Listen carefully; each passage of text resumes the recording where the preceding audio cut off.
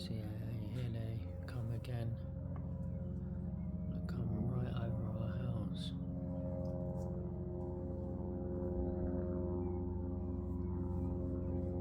So who's given these pilots permission to use our house as the middle of their route?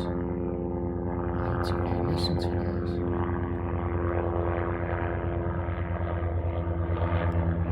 Listen to our house.